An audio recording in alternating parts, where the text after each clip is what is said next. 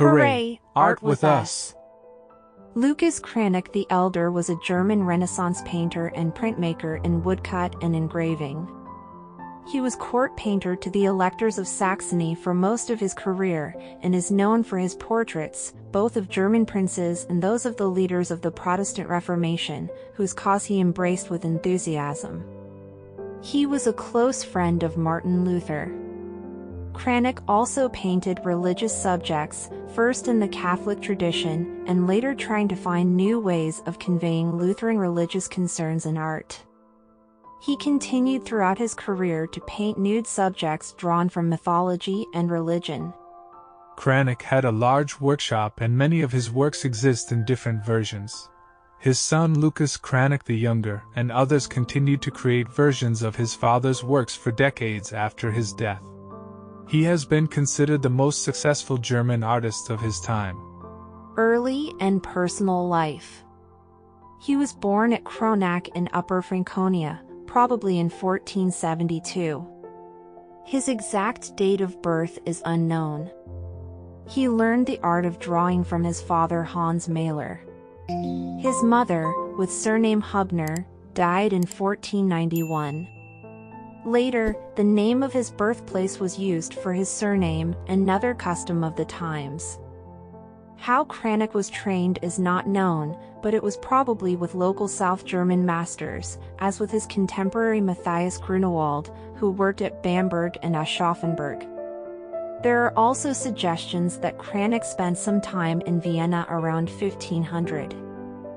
From 1504 to 1520 he lived in a house on the southwest corner of the marketplace in Wittenberg. According to Gunderam, the tutor of Cranach as children, Cranach demonstrated his talents as a painter before the close of the 15th century. His work then drew the attention of Duke Frederick III, Elector of Saxony, known as Frederick the Wise, who attached Cranach to his court in 1504.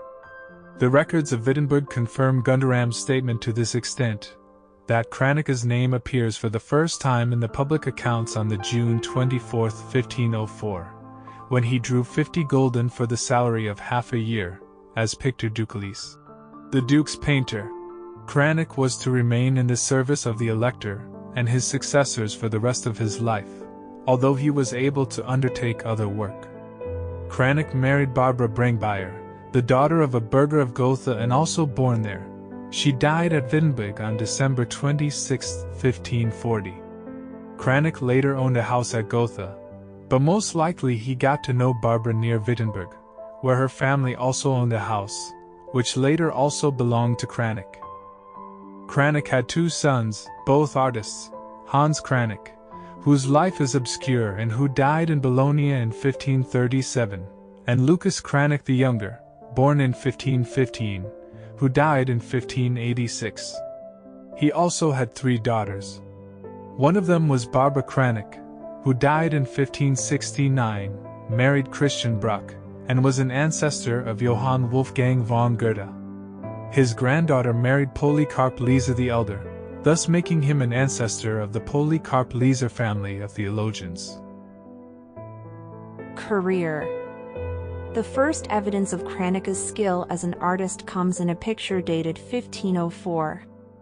Early in his career he was active in several branches of his profession, sometimes a decorative painter, more frequently producing portraits and altarpieces, woodcuts, engravings, and designing the coins for the electorate.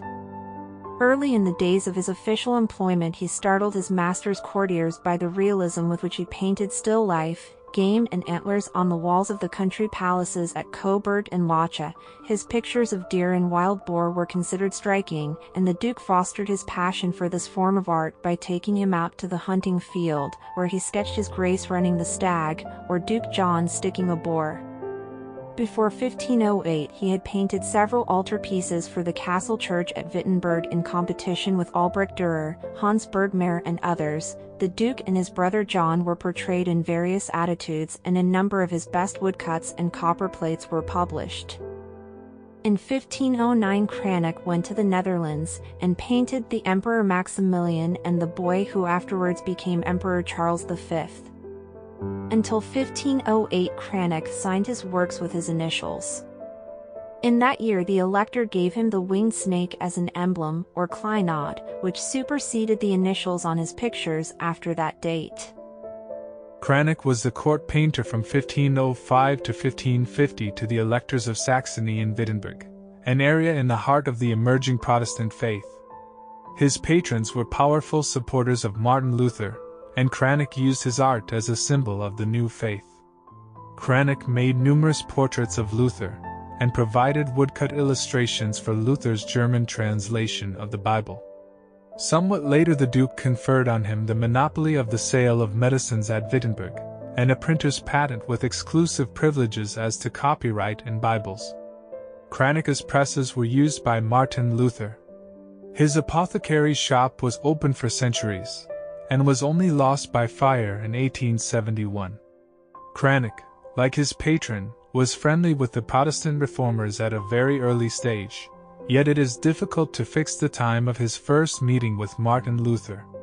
The oldest reference to Cranach in Luther's correspondence dates from 1520. In a letter written from Worms in 1521, Luther calls him his gossip, warmly alluding to his Gewährerin, the artist's wife. Cranach first made an engraving of Luther in 1520, when Luther was an Augustinian friar. 5 years later, Luther renounced his religious vows, and Cranach was present as a witness at the betrothal festival of Luther and Katharina von Bora. He was also godfather to their first child, Johannes Hans Luther, born 1526. In 1530 Luther lived at the citadel of West-Coburg under the protection of the Duke of Saxe-Coburg, and his room is preserved there along with a painting of him. The dukes became noted collectors of Cranach's work, some of which remains in the family collection at Kronach Castle. The death in 1525 of the Elector Frederick the Wise and Elector Johns in 1532 brought no change in Cranach's position. He remained a favorite with John Frederick I, under whom he twice filled the office of Burgomaster of Wittenberg. In 1547, John Frederick was taken prisoner at the Battle of Mühlberg, and Wittenberg was besieged. As Cranach wrote from his house to the Grand Master Albert, Duke of Prussia at Königsberg to tell him of John Frederick's capture, he showed his attachment by saying, "I cannot conceal from your grace that we have been robbed of our dear prince, who from his youth upwards has been a true prince to us, but God will help him out of prison, for the Kaiser is bold enough to revive the papacy, which God will certainly not allow." During the siege Charles V, the Holy Roman Emperor, remembered Cranach from his childhood and summoned him to his camp at Pistritz. Cranach came and begged on his knees for kind treatment for Elector John Frederick.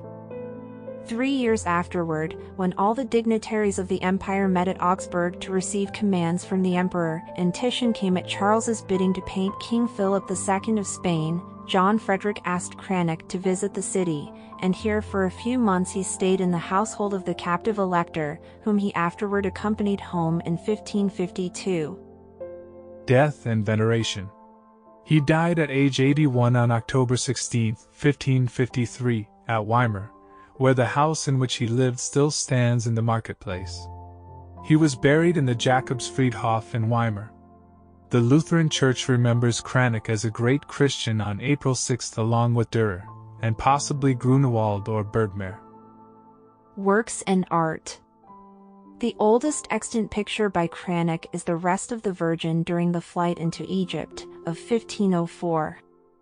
The painting already shows remarkable skill and grace, and the pine forest in the background shows a painter familiar with the mountain scenery of Thuringia. There is more forest gloom in landscapes of a later time. Following the huge international success of Dürer's prints, other German artists, much more than Italian ones, devoted their talents to woodcuts and engravings.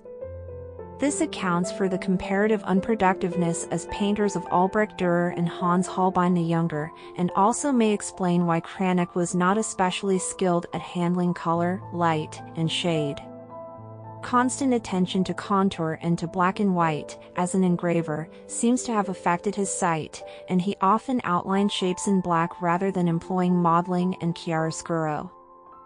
The largest proportion of Cranach's output is of portraits, and it is chiefly thanks to him that we know what the German reformers and their princely adherents looked like. He painted not only Martin Luther himself but also Luther's wife, mother and father. He also depicted leading Catholics like Albert of Brandenburg, Archbishop Elector of Mainz, Anthony Granvelle and the Duke of Alva. A dozen likenesses of Frederick III and his brother John are dated 1532. It is characteristic of Cranach's prolific output, and a proof that he used a large workshop, that he received payment at Wittenberg in 1533 for 60 pairs of portraits of the Elector and his brother, on one day. Inevitably, the quality of such works is variable. Religious subjects. Cranach's religious subjects reflect the development of the Protestant Reformation and its attitudes to religious images. In his early career, he painted several Madonnas. His first woodcut represents the Virgin and three saints in prayer before a crucifix.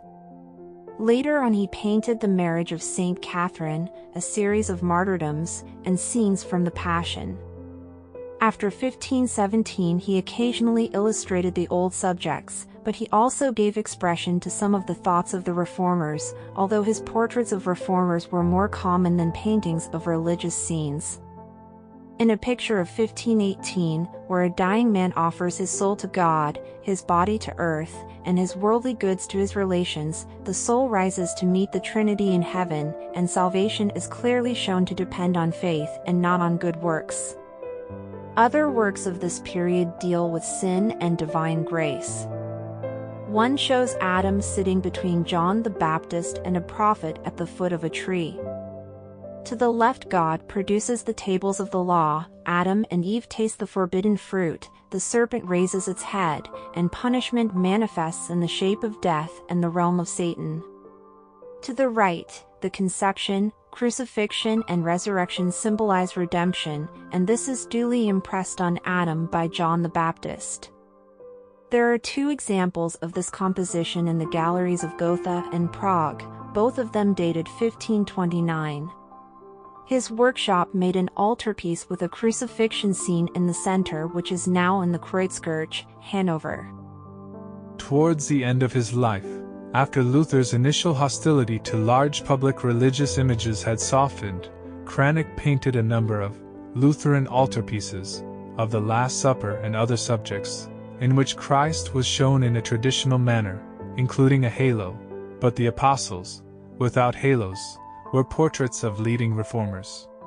He also produced a number of violent, anti-Catholic and anti-papacy propaganda prints in a cruder style.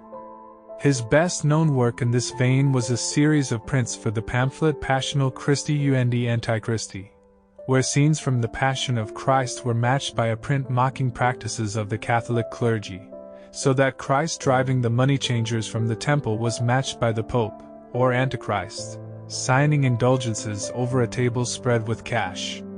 Some of the prints were echoed by paintings, such as his Adoration of the Shepherds, circa 1517. One of his last works is the altarpiece, completed after his death by Lucas Cranach the Younger in 1555, for the Stadtkirche city church at Weimar. The iconography is original and unusual. Christ is shown twice, to the left trampling on death and Satan, to the right crucified, with blood flowing from the lance wound. John the Baptist points to the suffering Christ, whilst the blood stream falls on the head of a portrait of Cranach, and Luther reads from his book the words, "The blood of Christ cleanseth from all sin." Mythological scenes. Cranach was equally successful in a series of paintings of mythological scenes which nearly always feature at least one slim female figure, naked but for a transparent drape or a large hat. These are mostly in narrow upright formats. Examples are several of Venus, alone or with Cupid, who has sometimes stolen a honeycomb and complains to Venus that he has been stung by a bee. Other such subjects are the Three Graces, Diana with Apollo, shooting a bow, and Hercules sitting at the spinning wheel mocked by Omphale and her maids. A similar approach was taken with the biblical subjects of Salome and Adam and Eve. He in his workshop also painted more than 60 versions of Lucretia, the self-stabbing pagan heroine whose death sparked the Roman Republic. These subjects were produced early in his career, when they show Italian influences including that of Jacopo de Barbari, who was at the court of Saxony for a period up to 1505. They then become rare until after the death of Frederick the Wise. The later nudes are in a distinctive style which abandons Italian influence for a revival of late Gothic style, with small heads, narrow shoulders, high breasts and waists. The poses become more frankly seductive and even exhibitionist. Humor and pathos are combined at times in pictures such as Jealousy, Augsburg, 1527, Vienna, 1530, where women and children are huddled into groups as they watch the strife of men wildly fighting around them. A lost canvas of 1545 is said to show hares catching and roasting hunters. In 1546, possibly under Italian influence, Cranach composed the Fons Juventutis, the Fountain of Youth, executed by his son, a picture in which older women are seen entering a Renaissance fountain, and exiting it transformed into youthful beauties. Looted Cranachs. The Nazis had a particular affection for Cranach's work, and looted many paintings during the Third Reich. This has led to claims for restitution, notably from Jewish collectors who were persecuted or looted by the Nazis. The Nazis looted Cranach's portrait of John Frederick I, Elector of Saxony, from Jewish art collector Fritz Gutmann before murdering him, but the painting was recovered by Gutmann's grandson Simon Gutmann 80 years later after decades of searching. Cranach's Cupid complaining to Venus passed through in Hitler's personal collection, causing the National Gallery to research its history, suspecting that it may have been looted. The diptych Adam and Eve by Lucas Cranach the Elder has been the focus of a legal dispute between the heirs of the former owner, Dutch art collector Jacques Goudsticker, and the Norton Simon Museum in California. In 1999, the Commission for Art Recovery of the World Jewish Congress notified the North Carolina Museum of Art that its prized Cranach Madonna and Child had been looted by Nazis from the Jewish Viennese art collector Philip 2000, von a Gompers. Budapest court ruled that a Cranach and other paintings claimed by the granddaughter of famous Hungarian Jewish art collector Baron Herzog that were looted by Nazis with the Hungarian financial police should be returned to her. In 2012, the heirs of Rosa and Jacob Oppenheimer submitted a claim to the National Gallery of Ireland for a Cranach painting of St. Christopher. The museum hired a private provenance researcher, Laurie Stein, to investigate the circumstance of the sale in 1934, and she concluded that the Cranach had not been sold under duress by the Jewish owners. In April 2021, Cranach's The Resurrection was sold at auction following a settlement between the heirs of Holocaust victim Margaret Eisenman and the art dealer Eugene Thaw. After being looted, the Cranach had been consigned to Sotheby's by Hans Lang and passed through Hugo Pearls and Nodeler galleries before being acquired by Eugene Thaw. Most of the lawsuits last many years and go through several appeals in different courts. A painting by a follower of Lucas Cranach the Elder titled Lamentation and completed in the 1530s, which had been looted from Poland in 1946, was returned to the National Museum, Wrocław in 2022. Thank you for watching. Be sure to hit the like button and subscribe to our channel for more artistic adventures. Just like Lucas Cranach, we too love having many admirers, and you become a beloved part of our big art family. Take care with love and art.